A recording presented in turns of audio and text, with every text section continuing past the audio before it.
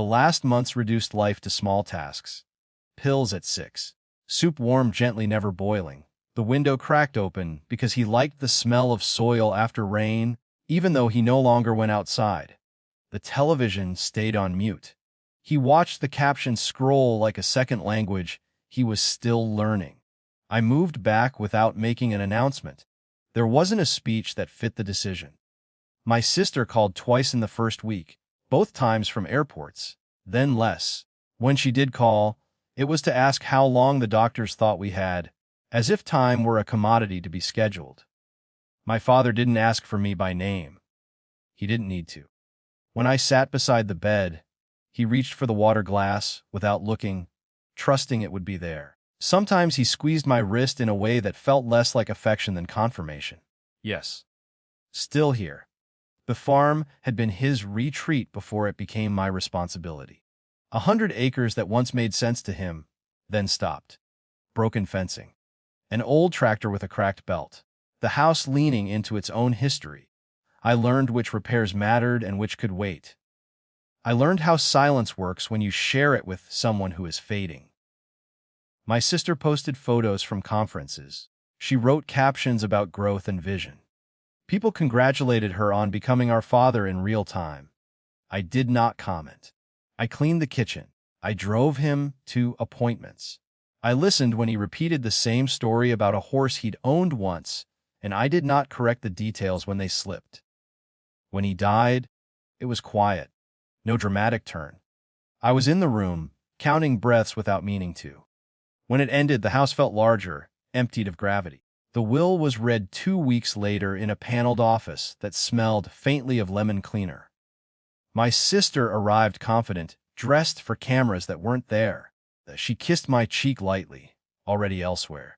The lawyer adjusted his glasses and spoke in a measured voice that tried to flatten everything into order.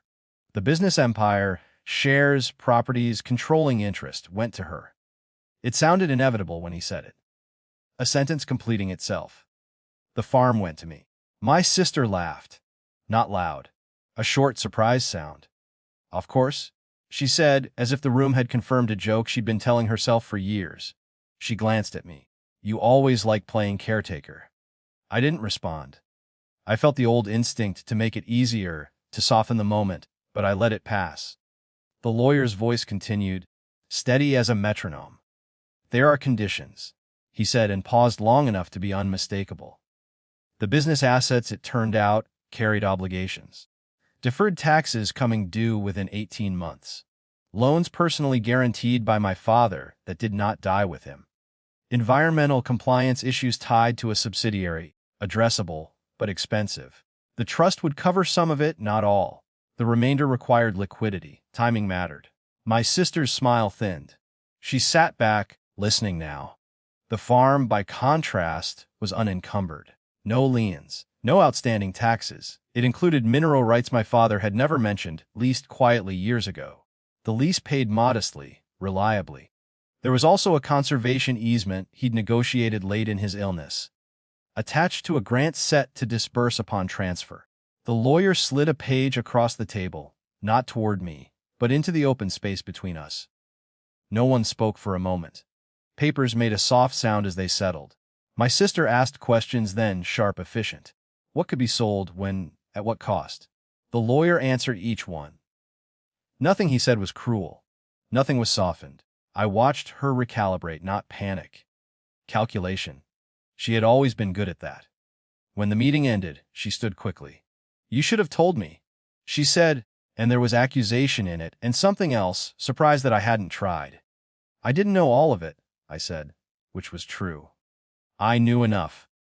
She nodded once, already moving toward the door. We did not hug. I drove back to the farm alone. The road cut through fields just beginning to green. At the gate, I stopped and got out, as I always did, to close it behind me. The hinge still needed oil. That could wait. Inside the house, dusk caught the afternoon light. I opened the windows. The air moved through rooms that had learned patience. I walked the fence line until dusk and made a list in my head. That wasn't about value, just work. I thought of my father reaching for the glass without looking. of how some care leaves no proof until it's gone. The farm didn't feel like a prize. It felt like what I had already been doing, only now without apology. Later, my phone buzzed. A message from my sister, short and professional, about timelines and accountants. I read it and set the phone face down. Outside, the land held its shape. It did not celebrate. It did not console. It waited, as it always had, for someone willing to stay.